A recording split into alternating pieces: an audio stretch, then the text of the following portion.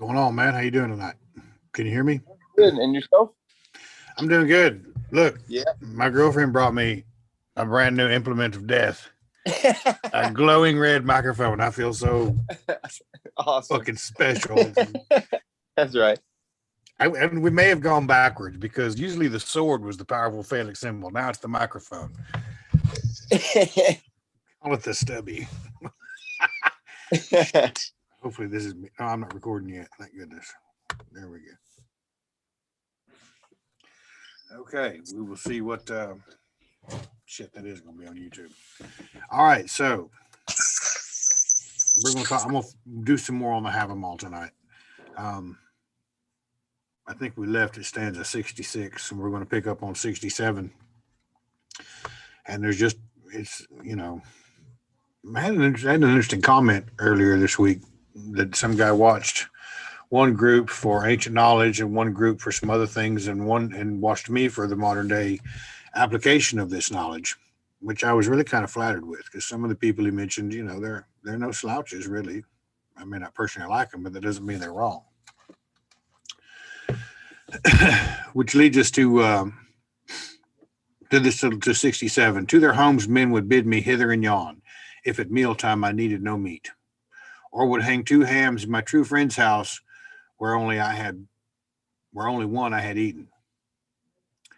That speaks to the generosity of the community, which is something that we want to get a good grasp on, but there's such a perversion of what we should be considering as charity. I mean, that's kind of what it's been modified to be into charity, and everybody's starving kids over here and starving kids over here. And Jordan Peterson is spoken many times that there's about 10% at the bottom of the population that simply cannot sustain themselves. They're mentally disabled, Down syndrome, the handicapped, the elderly, that are probably deserving of some kind of support. But we've really taken that and blown it into a real. We're encouraged to demonstrate compassion for so much other stuff that we don't have any skin in the game. When we're trying to work with hospitality and generosity within our own community, I've seen many people will make a donation to something for the environment or some political idea, and when it comes time to support the community, scoff or not be appreciative of what we're trying to do, or maybe not, they're not convinced that it's going to go to the right place or the right thing is going to be done. But this right here, to their homes men would bid me hither and yon, if at mealtime I needed no meat. That's a fairly high class problem to have. To have so many friends, so many people in your community more than willing to offer even the successful man, here, share some of this with me. And there's something that's very unique about that mindset in a community that goes well beyond how we classify the people that we hang with based upon the information they know. Now we're dealing with our folk. And that's a real powerful and it's awfully high minded kind of thing to talk about. But this is kind of what we ought to be striving towards. It's very difficult to do. There's a lot of very powerful personalities. There's a lot of very powerful ideas. I think Jim's probably got the best handle on it when he talks about allies. You'll hear us talk about in and Garth and outer Garth and things of those natures. But the in and Garth right there is your best description. There's nothing but generosity there. And that, a friend full fast I made with a half a loaf of bread and a half a cup. And now he's talking about going hither and yon if he needed no meat. And they would hang two hams in a true friend's house where only one I had eaten. That's that kind of love amongst the members of your community is an unshakable foundation in the face of so many ideologies and hazards that we routinely perceive in the world we live in today.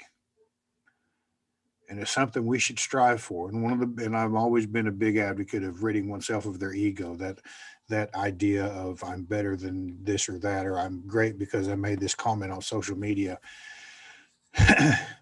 that's that's the reason why. When I start talking about that, because once I get out of my own way and I realize I'm not any more important or any more special than this guy over here, now there's a ground we can build something very solid on. And I'm talking about within our folk.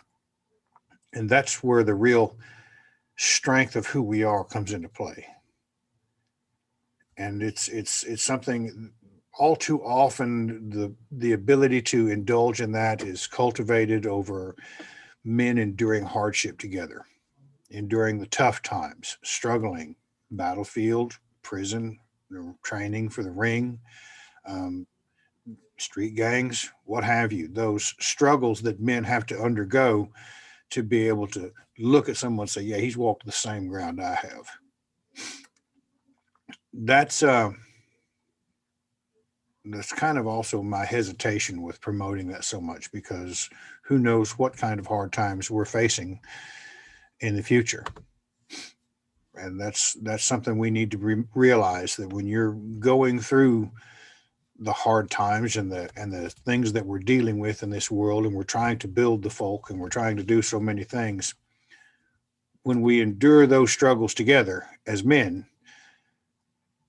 if we make it through it, we find ourselves with two hams hanging in a true friend's house. And I think that's one of the things that gives me the most hope with all of this, is that at some point as men, we're going to come to that kind of common ground, because we've all been through the ringer at one point or another. We weren't just zipping along. Everything's going fucking hunky dory in my life. I think I'll change the foundation of my spiritual principles.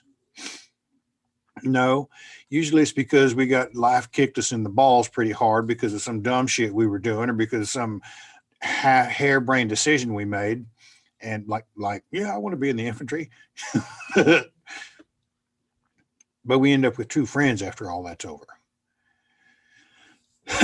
Sometimes you can meet people and you can connect with them automatically, and that's a real important thing for us to understand. That's a real beautiful stanza there that speaks to generosity, hospitality, and just basically the friendship of individuals, of men that deal with things together. The next one is a 68. Fire for men is the fairest gift, and power to see the sun. Health as well, if a man may have it, and a life not stained with sin. And that last line is most troublesome for most individuals, because we don't like to perceive the idea of sin within Asatru.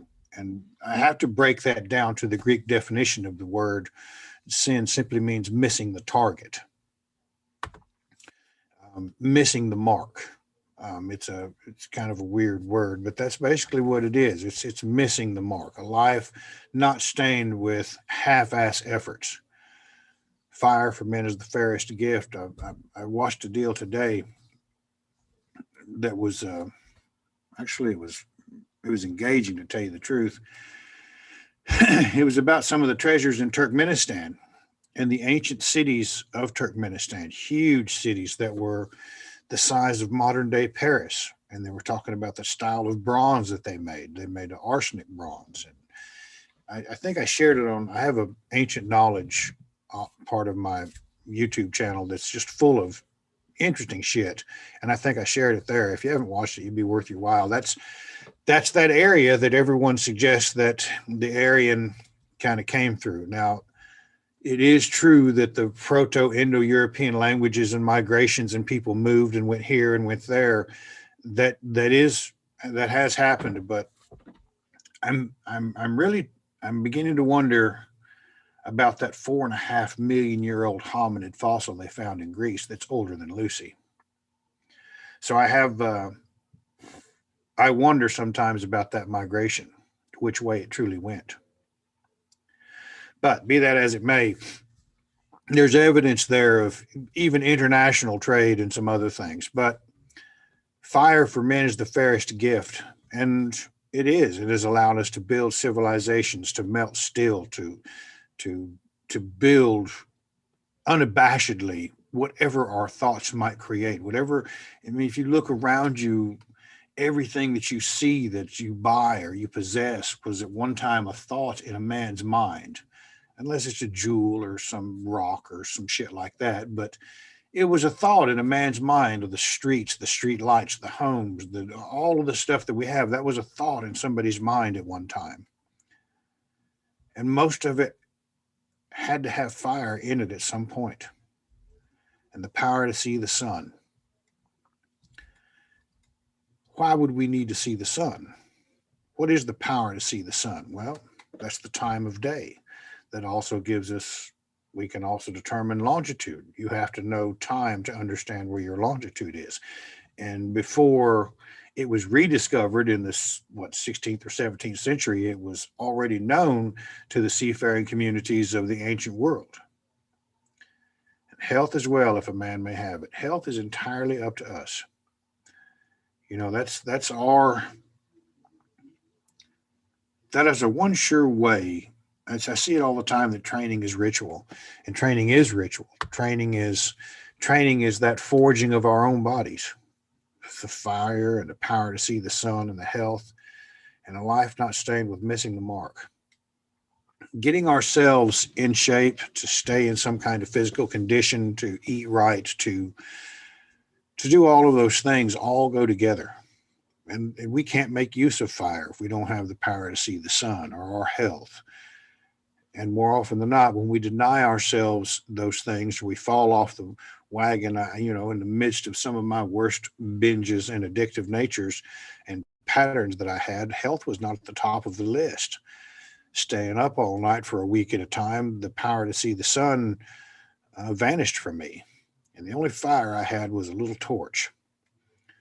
And I wouldn't wish that pain on anybody, to tell you the truth, because it will lead you to the kind of places where all of those things are missing from your life. Because I can assure you, the best thinking I could come up with during those times most certainly missed the damn mark. But we have to go to give some people hope, because we still have brothers out there that are dealing with that kind of stuff. We still have individuals and men that are looking for something. And it says right here in 69, all wretched is no man, though never so sick. Some from their sons have joy, some win it from kinsmen, and some from their wealth, and some from worthy works. See, all wretched is no man. So there's, broken clock is right twice a day. If you're even trying, if you're and your sons step up to the plate, I couldn't be prouder of the men my sons are. And they've both made their own mistakes, but they're also both driven and successful and proud and strong, and just they're just impressive men to me. I mean, I'm so proud of them, and my daughters as well. And some win it from kinsmen. When we do those things, when we share that ham, when we build that friendship, we win that kind of honor. And honor is one of those things that I see people talk about. I'm an honorable man. Well, honor is something that's bestowed upon you by other people. When you graduate college, you graduate high school or college with honors. Someone else is the one that determines if your actions are honorable or not. And I promise you, if they're not, they'll certainly let you know about it. And some from their wealth. Now, money isn't everything, but it works best in the medium it was designed for, and that is to spend. And sometimes that ties into the generosity of individuals. What worth is a man who cannot be a benefit to the community? What worth is a man who cannot help someone out that's a part of their community, that finds themselves, maybe a tornado tore their house down, or their garage got firebombed and they lost their car? Surely we've got some money we can send to help out that issue, that idea. That's why we build ourselves to be successful men. So we can win from kinsmen those ideas. We can step up to the plate. We can measure up. And this is the one thing that Loki always demonstrates throughout the Lord, that though he has a seat at the table, his actions are always an attempt they never try to justify the place where he is. He's always trying to seek a shortcut to justify his position at the table. He's always going for an end run around it. He's working some kind of scandalous nature or some kind of bullshit. I mean, Odin and Frigga, they've got Asgard. He sneaks off into the woods and screws around with Angerboda. And the next thing you know, you've got these monstrous creations that destroy the world. And men are no different in this day and age. When we slide off the mark, when we begin to live a life that misses the mark, and we start doing these things over here, we invariably create those monsters that begin to devour our own inner being. They begin to erode our thoughts to the lowest, most savage level. Some of the things I've done in that nature, well, in those were just simply savage things, not the things of a cultured, honorable, intelligent, noble kind of mindset. So wealth is not to be shied away from. Wealth is something to be embraced. I mean, that you got to look at the Mormon Church, the Church of Latter-day Saints. Within 150 years, they've built something that I assure you, at some point, that will be something that rivals the Catholic Church in its power and reach and authority. They used to be able to kill one in Missouri. Now all of a sudden they got them running for president and sitting as U.S. senators, and they've got a huge industrial city in the Silicon Slopes, and it's a home of technology in the American West. And they've built something because they all work their butts off and they share that wealth with the force that builds their community. And that's the worthy works. 70, it's better to live than to lie a corpse. Yes, it is. The live man catches the cow. I saw flames rise from the rich man's pyre, and before his door he lay dead. This is a life-embracing spirituality, faith, whatever you want to call it. Some people don't appreciate the term faith because there's such a knee-jerk reaction to where we all came from. The faith of the Lord. Shit, if I were to sell out and become a preacher, I'd be a millionaire. But be that as it may, I find that embracing this life-accepting path is much more profitable to me in so many ways. At some point, there will be flames rise from this rich man's pyre. And I say rich because I have a wealth of family and love and appreciation and friends and the things that I haven't always had in my life. I have them today in spades. And it's because I try to live this life, try to be honest about as many things as I possibly can. Sometimes I screw up. Sometimes I fall off the wagon because I've been a piece of shit most of my life. And that's just how I think sometimes. So we try to do better. To see the flames rise from a rich man's pyre, before his door he lay dead. That's it, insofar as this go around is concerned. What happens after is really anyone's guess. I've got ideas about it, and I've shared them before. But right now is when we're living. Right now is when we're catching the cow. When the sun is shining, there's hay to make. You get out there and you make it. And this life is our shot to do those things, to slay the dragons that threaten our thoughts and bring fear to our hearts, to step forward, to have the courage to love someone. Every now and again, when I decided to get righteously indignant about something, I'll flip over and all it takes is about 10 minutes of that red-pilled shit from Rollo Tomasi, and it just burns me up. And today he was talking about the number of women's sexual partners in the past. He said, yeah, it does matter. And all I can think of was, look, if you're dumb enough to ask that question, you deserve to get that answer. That's just all there is to it, man. But whatever, that's neither here nor there. He just gets under my skin. But it's all about living life and living life to the fullest. And we can't always insulate ourselves from the pain of a broken heart. But what we can do is find a refuge from our grief and wisdom. And if you go out there, the poem by Teddy Roosevelt speaks best of it, the man in the ring, the man in the arena, that's the one that's living life, not the one that's out there telling everybody what it's supposed to be. So I try to live a big life, and I do. I have a 9-year-old little girl. We went on an adventure today, and it was awesome. The lame rides a horse. Here's more about men that may not measure up quite to what some people call an alpha male. But the lame rides a horse. The Ivar the boneless. The handless is a herdsman. Tyr is handless, but he's not necessarily a herdsman. The deaf in battle is bold. It's a terrifying thing, the noise that occurs in a battle. To not hear it, yeah, I'm sure he is bold. The blind man is better than one that is burned, and no good can come of a corpse. There's a note here that says the manuscript has "and a worthy life" in place of "than to lie a corpse." So there's an important distinction there, the worthy life. And I think that's what we're all trying to strive for. I think that's what we're all looking for. I don't see anybody in here striving to find a special place in heaven. I think most 99% of the people in Asatru are sitting there going, okay, I got this tussle in front of me called life, and I'm looking for some tools to help wrestle that. It's like Thor wrestling old age. It might look like a crippled old woman, but that thing's got some, if it gets a hold of you, you got an issue. That's what we're looking for, the worthy life.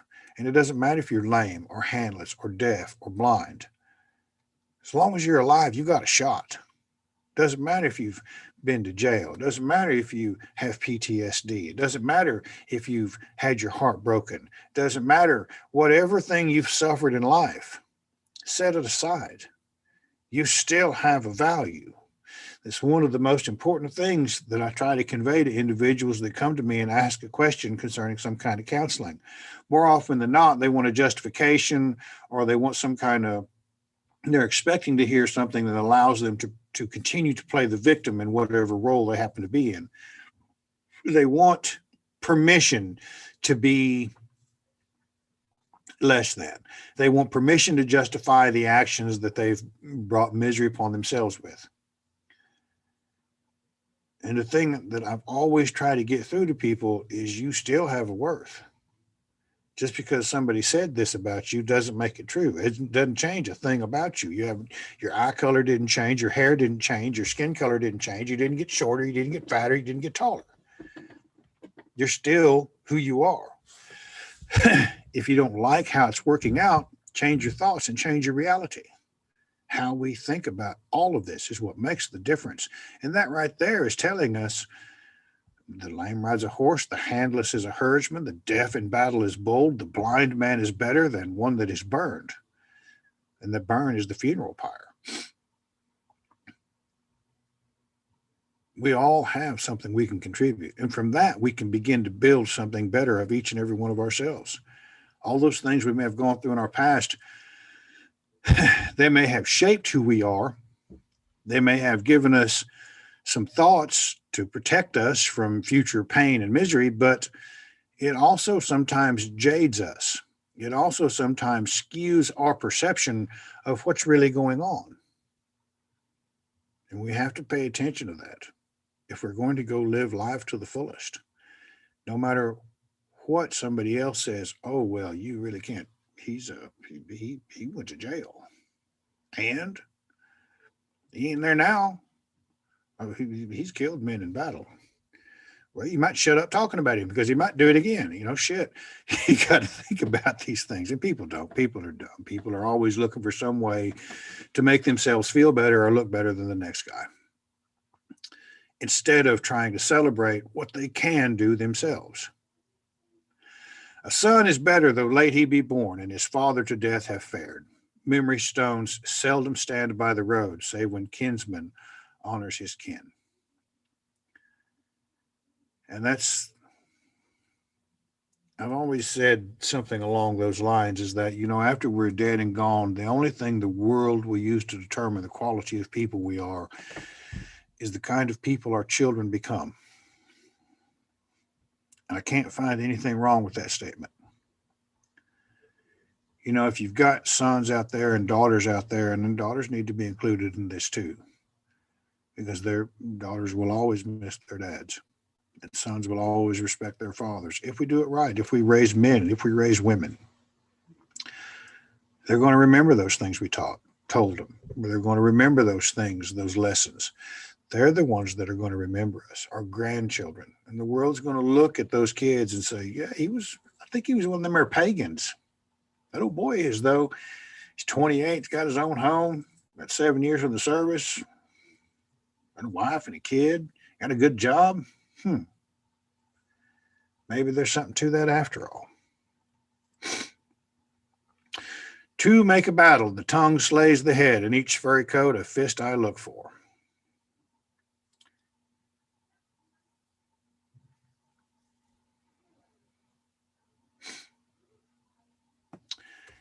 If you are on top of whatever game it is you're involved in life, you can bet in each furry coat, you better look for a fist, because there's always somebody willing to stab you in the back to take a shot at the top. Usually it's a friend. But the tongue slays the head.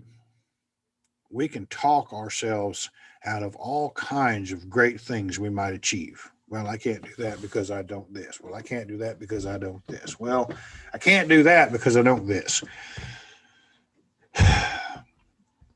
Kevin Smith, and I don't know what most people think of him. I think the old boy's all right. He's a garden variety pothead, but he's ambitious and he's gone off and he's done some big things. He said one time in a video called The Secret of Life, he talked about the death of his father. And he said his dad was a good man, but his dad died screaming. His dad passed away screaming in a hospital bed. And he said it kind of bothered him at that time. Of course, when my father passed away, it bothered me too. But the tongue slays the head. Kevin said, don't hang out with why not people. You don't want to find yourselves hanging out with people that say, why? Why you want to do that? You can't do that. Nobody else has ever done that. Why do you think you can do that? Who do you think you are to do that? Hang out with the people that say, why not? Oh, I want to make a movie. Well, why not? Let's do it. Oh, I'm going to do a podcast to make a YouTube channel. I'm going to write 52 books. Well, who do you think you are to write a book? Why do you want to do that? Hang out with why not people. I'll never forget when I wrote Book of Days and I had the first chapter and I was at the Mother of All Moots in California. And we had an excerpt from it. Steve pulled it out of the car and he looked at me in the eye and said, "You're going to be famous, Brian." And I didn't have anybody's permission to do that. I didn't have, I had the inside of self-exploration and some kind of understanding of the lore. And I put together a book. And I knew that I didn't know it all. So I left a part of the book at the bottom open with their own lines so people could write their own thoughts in there. Not just take my word for it, but try it. See, write your own thoughts in there. And it still sells today. What, 8-9 years later, that book still sells every month. Who would ever thought? Because I surrounded myself with people that say, why not? Go ahead, try, write it. See what you can do. And I happened to like it and kept doing it. So here I am.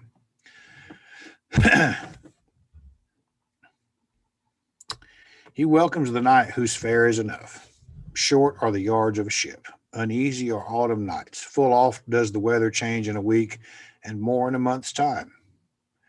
So if we welcome the night, if our fare is enough, if we have a full belly, we've had a good day. That means we've been industrious. That means we have put forth our best foot, and we have what it takes to fill our bellies every night. We welcome the night.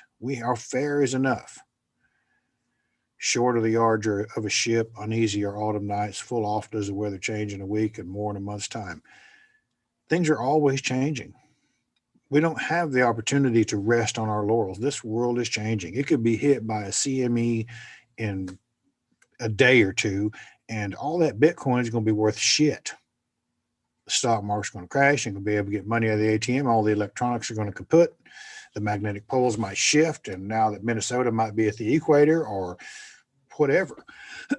It all changes. If there's one thing we can assure ourselves of, everything we think is solid and secure and steadfast as far as this world goes will change. without fail. And sometimes it might catch us unprepared. But if we can welcome the night because our fare is enough, we don't got to worry about the short yards of a ship. Uneasy are autumn nights because that's when the harvest is coming in. You're going to get enough of it. Have you done enough for a good autumn harvest? And full off does the weather change in a week. Don't waste time. Don't put it off till tomorrow. If you have a field that needs to be harvested, do it now. Don't wait till tomorrow. You range on your crop or range on your hay, it's done. And that's over. So much for that nonsense. And more in a month's time. In a month's time up here, everything's going to be blooming out. But Tuesday, we're supposed to get an inch of snow. Take care of your business when you're supposed to. Don't procrastinate. A man knows not, if nothing he knows, that gold often apes begets. One man is wealthy and one man is poor, yet scorn for him none should know. People, that word ape, when it was transcribed, is the ape of comedy. He's aping, he's imitating something. Gold often apes begets, he's a fool. A man knows not, if nothing he knows, that gold often apes begets. So that stanza is what led me to look at the whole idea of Golveg, the lover of gold. And it helped me to uncover the idea that the three all-powerful female Jotuns that entered Asgard during its golden age were Golveg, Hythe, the bewitching of men's minds, and Hrosthiolf, the horse thief, the one that robbed them of the ability to work together. And that's what Odin burned 3 times at the stake, to rid his kingdom of those 3 things that get in a man's minds and makes him into an ape. The things they will go and do to possess a small amount of gold. He's got a golden age in his kingdom. Even the utensils are made of gold. The tables are made of gold, and they play games in golden cups. And all of a sudden, this love of gold comes in there, and the bewitching of men's minds, and it's a joy to evil women. I mean, good night. Look what the Kardashians did to the men they had. One turned into a woman, the other almost OD'd in a whorehouse. I mean, that's some potent shit out there, I guess. I don't know. Imagine, maybe lined with gold for all we know. Turned them into apes, didn't it? So yeah, anytime anyway you hear somebody say Freya is Golveg, no, she's not. She's one of Golveg is one of the 3 all-powerful female Jotuns that entered Asgard's golden age, and it's mentioned not once but twice in the Eddas. It's mentioned in the Voluspa, and it's mentioned in the short Voluspa, which is in the Baldur's drama. So, among fit young sons saw I well-stocked folds. Now bear they the beggar's staff. Wealth is as swift as a winking eye. Of friends the falsest it is. And that's true.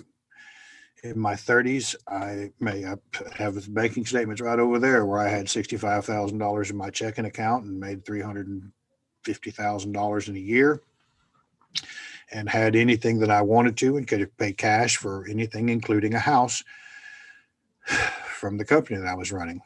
And then at 38, 39, it was all gone. The quick money is usually the gone money. To our salesmen, salesmen make some of the largest paychecks in the world, but they don't.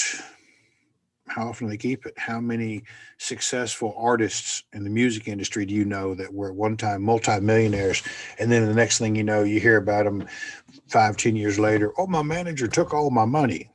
You pissed away what you did have. It is of the friends the falsest it is. Wealth is as swift as a winking eye. It's one mindset to begin to build and accumulate wealth. It's another mindset altogether to keep wealth. It's one mindset that creates a political ideology. It's another mindset that implements that political ideology. Without Stalin, Lenin's ideas would have never gone as far as they did in the Soviet Union. And we needed to see that failure. so that we understood that if we try it now, it's not going to work. Cattle die and kinsmen die. And so one dies oneself, but a noble name will never die if good renown once gets. They all that stanza right there ties all of the previous stanzas of the last, 6 or 7 together, of our ability to work, of our ability to build wealth, of our ability to be able to share that with other individuals and be of benefit to our community. That's how we get our renown, our good name. That's how we're not forgotten. Great kings that were generous, great kings that were just, and great knights that were dedicated to what they were doing. And these are the things that we should strive for. It's you want to get some renown, become the first truly heathen senator. You want to get some renown, become the first legitimate official that doesn't get convicted of something stupid, and hold a political office. Get in that game. We need somebody in that game that doesn't look like a buffoon. Noble name. That's what it takes. The noble name. And the previous stanzas were all instructions on how to acquire that noble name. Cattle die and kinsmen die, and so one dies oneself. One thing now that never dies, the fame of a dead man's deeds. And here we are, thousands of years later, still talking about great champions of prehistory and ancient history, kings that built kingdoms that lie in ruins now. We know their names. They've done great things. Perhaps we should be aspiring to that as well. Certain is that which is sought from runes, that the gods so great have made, and the master poet painted. And those 2 lines are missing. Of the race of gods, silence is safest and best. Now, 79, there's a note. The stanza is certainly in bad shape and probably out of place here. Its reference to runes as magic signs suggests that if properly it belongs to a list of charms, like in the Lautadel. The stanza form is so irregular as to show either that something has been lost or that there have been interpolations. The manuscript indicates no lacuna. Gehring fills out the assumed gap as follows. Certain is that which is sought from runes, etc., etc. So we have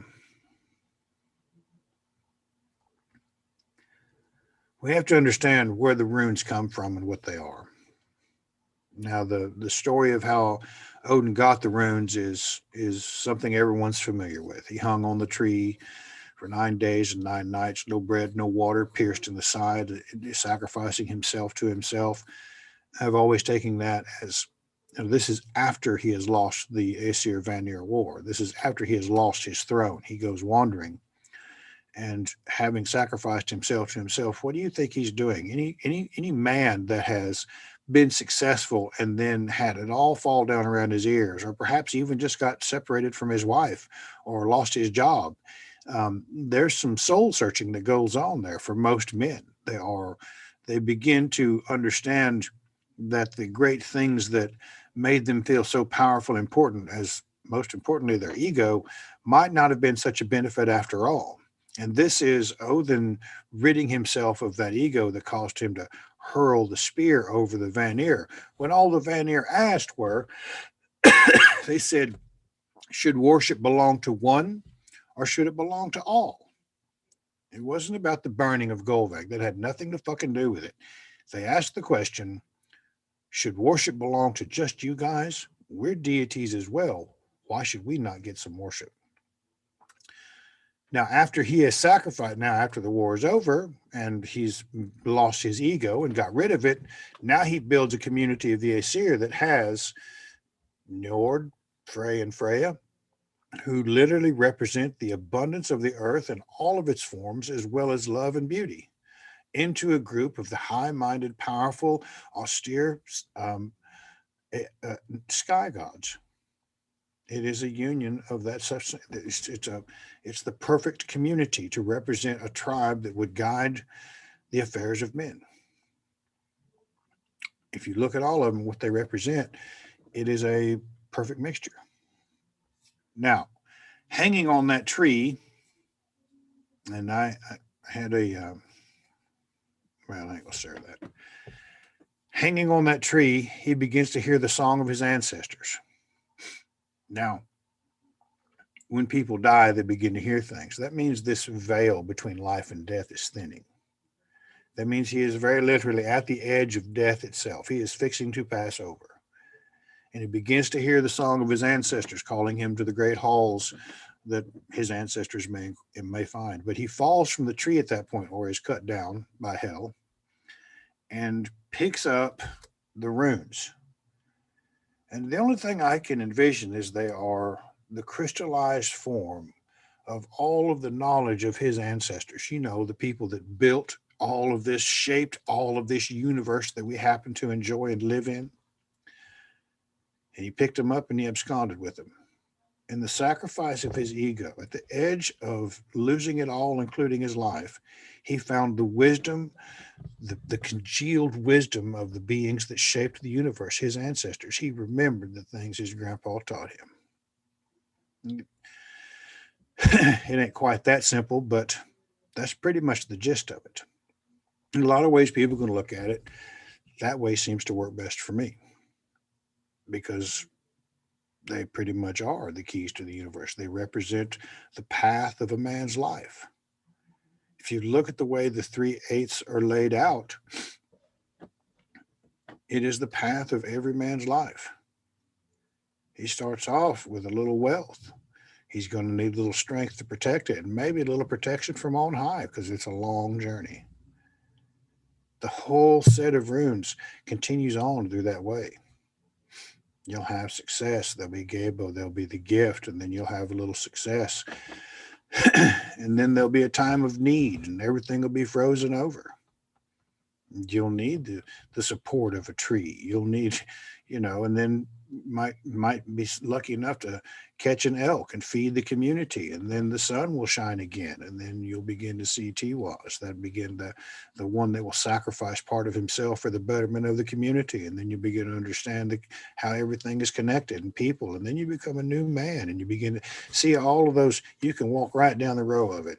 I'm writing a book on it like that right now. And it's radically different than what most people say, but I really don't care. I think it's important that we understand that they can be used this way, that way. That's the thing. The depth of knowledge and the wisdom of all of that stuff is so vast as if to boggle the mind. And we're only going to perceive so much of what they mean in the moment that we're in.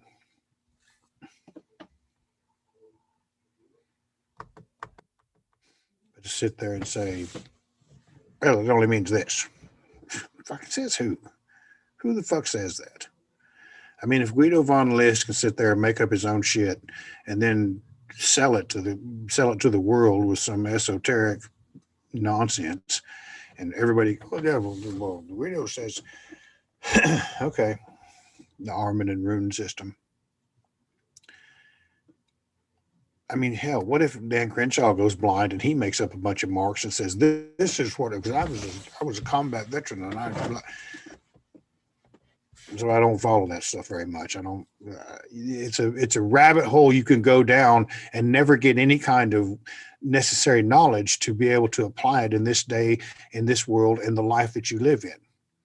If we continually sit there and try to work with these runes, we're going to end up like a madman in the closet, blind to what's going on around us in the world and not being able to apply much of what we think we know.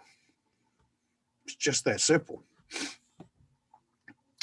Another one, so silence is safest and best. An unwise man, if a maiden's love or wealth he chances to win, his pride will wax, but his wisdom never. Straightforward he fares in conceit. Yeah, that's pretty much the truth. I've seen.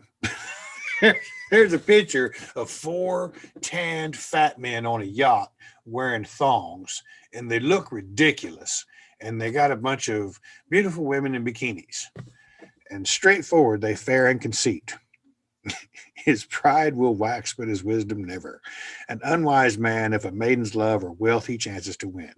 And yeah, You see it all the time. Well, I've got some money in the bank. I must be a little bit better than you. One of the most beautiful scenes in all of the movies that portrays that is when Bane lays his hand on that rich guy's shoulder and says, "Oh, you think you own me, or you think this does that you possess me, or something like that." And that's it right there. Straightforward. He fares in conceit. That's the ego that I'm talking about. Give praise to the day at evening, to a woman on her pyre, to a weapon which is tried, to a maid at wedlock, to ice when it is crossed, to ale that is drunk. We can see all kinds of things that we might think are beneficial. But let's hold off on blowing smoke up each other's ass until we've got through the whole situation. How many wars were started? Oh, this would be, we'll take care of this real quick. The only one that really ever happened with was the first Gulf War. And that took about 99 hours. And then we could celebrate. To a woman on her pyre. That's the truth of the matter, too. If a woman is stuck with you all her life, if you've been a good enough man to create an environment where a woman might feel safe to express the beauty of who she is, irregardless of the number of partners she had before you, because let's face it, I don't care who you are. As soon as you get with somebody else is taking a peek at them titties. That's just life. And if you're too insecure to figure that out and not want to deal with it, you got to figure that out. I mean, that's called confidence. That's called being an alpha male. That's not something we even need to concern ourselves with. It's not really our business. She wasn't with us at that time. And if she sticks with us for the rest of her life and stands there beside us, when she's on her pyre, yeah, we're going to give praise to that. To a weapon which is tried, to a maid at wedlock. There's a certain amount of commitment to each one of those. To a weapon which is tried. Did you try it? Or did somebody that knew what they were doing try it? If somebody that knew what they were doing tried it and they loved it, that's great. If you've tried it and you haven't trained or don't know anything about it, and you go out there like John Wayne, you're probably going to get your head cut off or shot or beat up or something like that. To a weapon which is tried, that means you've put in a little bit of your own elbow grease to figure out how to best to use that weapon, including our own body. Then we can give praise to it. Yes, this was a fine asset to the skills that I possess. Not like Frey's sword that fights of its own accord and wins every battle. This is us putting in the elbow grease to make sure that this tool that we have can do what it needs to do. And that goes for just about everything that we are and what we do. To a maid at wedlock. And it's a scary thing, isn't it? To marry some woman. Because we don't perceive what's going on in their mind. It is the biggest risk in the world for a woman and a man to say, all right, let's try this. Because she's got a set of thoughts that may not necessarily jive with his set of thoughts, and vice versa. So do we go into that commitment with hesitation or some other nonsense? It used to be arranged marriages. You're going to figure it out. Well, okay. But they still have the right to divorce. That's the one thing that the arranged marriage community never seems to remember. There's a dowry that goes with that, so that if he turns out to be a shitbird, she can say, I'm done, and this money that my father gave is going to me so I can continue on with a good life. That's how that worked. But to a maid at wedlock, to give praise to a maid at wedlock. She's going to be at her most beautiful. Your thoughts are going to be at the most committed to each other they may ever be. Focused upon the prettiest woman in the room, as far as you're concerned, and her eyes will be focused on the best man she's come across in the room. And that's a powerful thing. That's certainly worthy of praise, because there's something very special and very powerful there that we need to see more of. And the tale of Scotty coming down, and they go through they kill her dad. She comes down and they offer to give her a husband, and she decides to pick, and he says, you can pick a husband, but only pick the one with the prettiest feet. So she picks the one with the prettiest feet, and it turns out to be Njord. She thought it'd be Balder. Well, no, this is New York. He's walking on the sand. That's a surfer boy. His feet, got a nice saltwater sand scrub, pretty feet, and all that good nonsense from surfing and hanging out on the beach. Yeah, he's got pretty and soft feet. And so we have a real problem in our world today of dudes. Dude, look at her boobs. And she's over there going, wow, check him out. Look at them biceps. And then he goes to pay for everything and she takes a peek in his wallet. Oh, he's got money. All right. So we begin to, we've screwed around. And when we sacrifice those powerful ceremonies of man and woman making and the building of confidence in each other, we have begun to pick our partners based on one aspect of who they are. Oh my gosh, that's some of the best sex I've ever had. Well, are they a decent person? Do they work as hard as you do? Oh no, but the sex is good. Yeah, yeah, that's gonna wear off real quick. So we have to give praise to a maid at wedlock because there's something very special that happens there. She may not be he may not be the altogether greatest thing she's ever come across, but in that moment, he's firing on all cylinders and she is too. And she's going to make a decision based on intimacy that he may never understand. Matter of fact, most men are terrified of it. Most men will do whatever they can to insulate themselves from the risk of having the word fool written across their forehead. I'll give you a little hint. If you're a confident individual and you know what you're worth and what you can do, and you hesitate in that manner, be bold. Go ahead, go out there and love somebody with all your heart. If it's going to fall apart, if they're going to fool on you, there ain't a damn thing you can do about it. And trying to control them or insulate yourself, when you insulate yourself and build a wall around it, you can't let anything good get out. Go out there, risk it, suffer the pain of it, grow from it, become better, and be confident in who you are. People are going to make decisions that don't always have your best interest at heart.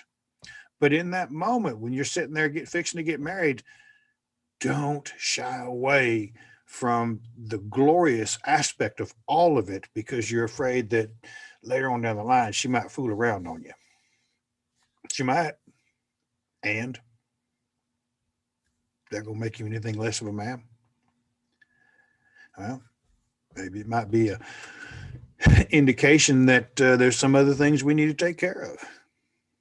Grow from it, move on through. And it's happened to me too. That's just how it goes in life. To ice when it is crossed, to ale that is drunk. Hell yeah, you give praise to ice when it's crossed. That means you're still alive. You've taken a risk and gone out there and tried your best and put your best foot forward and kept moving, and the ice kept supporting you and you kept going and you made it across and you've succeeded at whatever it is you're going to succeed at. It's not always paved like a yellow brick road. Life is just not like that. A lot of times we might find ourselves on thin ice. Everybody always says that. Well, now we know where it comes from. Well, you're skating on thin ice now, buddy. Yeah, but I got all the way across too, didn't I? Look at me now. And to ale that is drunk. Yeah, I had a buddy named Jim. Well, I'm not going to say his last name, but he was he was a prohibition drinker, and he said we always made that bathtub Jim, and we would find whatever goofball we could come across, and if we didn't go blind when we drank it, we figured it was good enough to drink. That's just not a noble mindset, to be sure, but that's the reality of it. To ale that is drunk. So we got about 5 minutes left, and I'm gonna wrap it up right there. And because the next one is a big one. There's a lot of wisdom in this part of the Havamal that I truly enjoy. The first part of it brings you what we talked about, brings you to the idea of the noble mindset and what it really means, and it prepares you for what's fixing to be said and how you can look at it and how you can use it.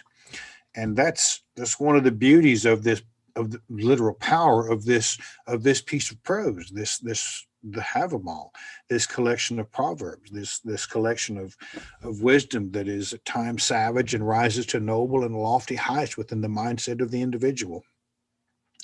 And It's just a fantastic piece of work. And every time I look at it, every time I read it, I realize that, it may have been put to words 1,000 years ago, but this is an oral tradition that stretches back way, way, way back. Because the common sense aspect of it, nobody's created any new emotions. We haven't created any new emotions. And the situations we find ourselves in typically stem from our thought process, from our egos out of control, from our fear of pain, from our fear of emotional pain, from our courage. These people, hell, it may have gone, some of it probably went back to dudes that killed mammoths with a pointy stick. And here we are worried, doing all kinds of crazy shit so a woman doesn't make our heart hurt or giggle at us, The wisdom to bring us forward to be the kind of confident alpha male that I keep seeing tossed about is right there. And it doesn't, any of it suggest that we insulate ourselves from the world or the pain that it possesses. It says, get some. It says, be a man and fucking get some. So tomorrow is Monday. Go out there and grab it by the nose and whip its ass. Anybody got any questions? No, sir. Just as always, my appreciation. Oh yeah, man. I'm glad you was on tonight. It's good to see you. Yeah, I was taking Odin down to Ralph's, so I was Okay. a little late. Sorry about that. Ain't no big deal. You ain't got it. It's not a problem. All right, guys. I appreciate all of y'all's time. Hold on, Brian. Odin Yes. wants to say hi. Hey, Hi, what's going on, man? How you doing? I'm good. I got meat from Ralph's. He's about 6'3" now. Jesus Christ. Yeah, I got to look up to him if I look him in the eyes. It's crazy. What? That is crazy. Last time I saw him, he came to about right there on me. Exactly, man. They grow quick. Yeah, they do. Launch them into the world and teach them how to make a good name for themselves. He's smart though. I know that. I do know that. He do fine. Well, you have a great week, Brian. You too. Y'all have a good time.